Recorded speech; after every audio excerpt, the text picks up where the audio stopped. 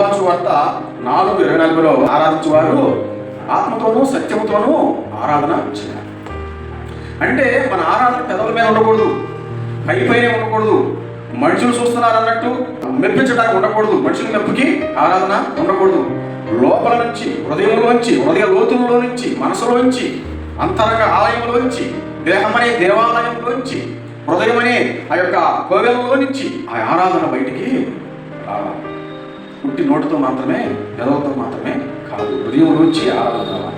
అది పూర్ణంగా ఉండాలంటే లోపల లోపము కానీ, కపటము కానీ, కుళ్ళు కానీ, కుసిద్ధాలు కానీ, వేషాలు కానీ, మోసాలు కానీ మరి లోపల దాసుకుని మనుషులు నమ్మించడానికి చేసే ఆరాధన కాకుండా పూర్ణ హృదయం అంటే లోపము లేనిదిగా ఉండాలి.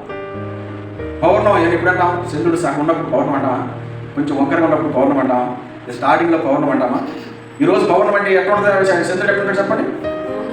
రౌండు అంటే చిన్న లోపం కూడా, వంకర కూడా ఎక్కడ ఉండదు. అంటే లోపము లేని అనేది అని అర్థం అన్నమాట, లోపము లేనిది అని అర్థం అన్నమాట. కాబట్టి పూర్ణ మనసు అంటే లోపము లేని మనసు, నిండు మనసు. చెప్పాలంటే నిండు మనసు, హృదయం నిండా దేవుని నింపుకున్న మనసుతో మనం ఏం చేయాలంట?